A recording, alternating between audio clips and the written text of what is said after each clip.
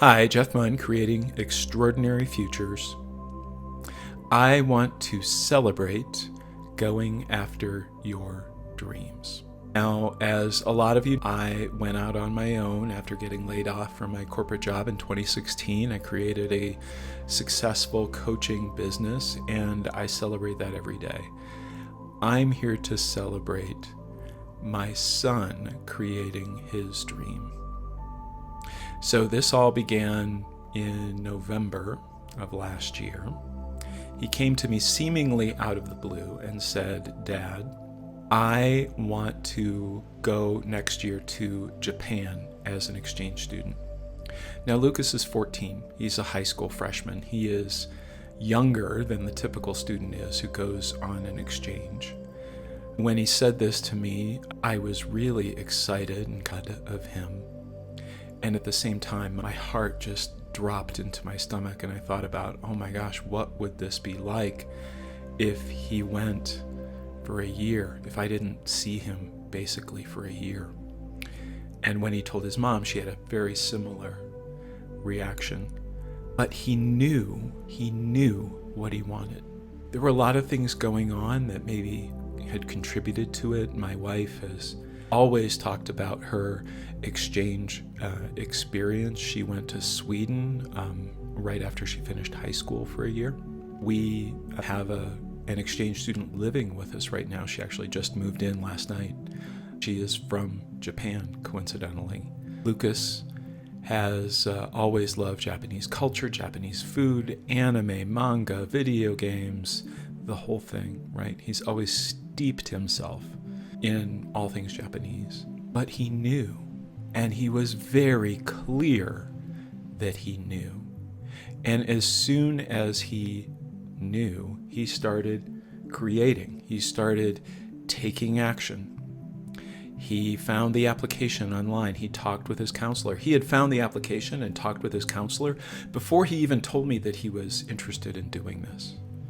So that sense of creating, the knowing followed by the creating, was so powerful. He filled out 10 pages of online applications on his own. He talked with his high school counselor and figured out that yes, sophomore year is actually a decent year to do this because you're not quite as preoccupied with the college search as you are your junior year or your senior year. He went through one round of interviews. We traveled to Grand Junction, Colorado, which is about an hour and a half from here, for a second round of interviews. And last Friday, we got the email that he was not only in, but that he had gotten his first choice of Japan. Now, one of the most powerful things that I have seen from him in this process is, good parents, as people who are scared to death of their kid going overseas and not seeing them for a year, as people who know how much supervision, how much prodding a teenager can require, and when you're not in the position as the parent of doing that, it gets a little scary, right? We suggested to him that, wow, it's a hard language, it's a very different culture. The school system is much more challenging than it is in the U.S. You love the exchange idea, but maybe you want to think about a different country.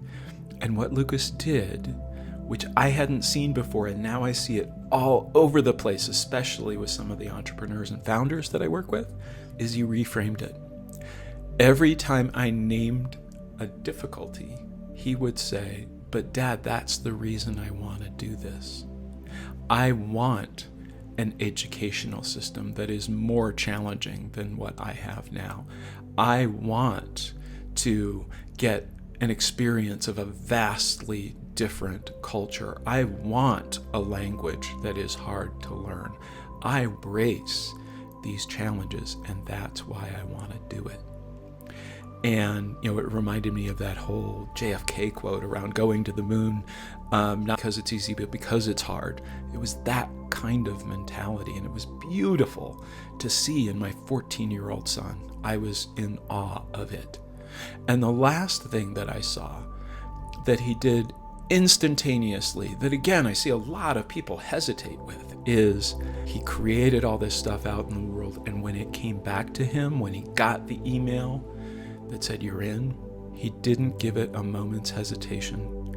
he said yes. And how often do we create and think, wow, it'd be really cool if this would happen, and then that shows up in our lives and we go, I'm not sure I really want it. Say yes to life. Now he is questioning it, is like, I don't know what I'm getting into. And he knows he can do it. He knows he has said yes. He knows he is committed. And I can't wait to see what his year is going to be like next year. What is it you're wanting to create in the world? I hope those steps of knowing, of reframing, and of receiving are helpful to you as you create your dream. Take care, and I'll see you next time.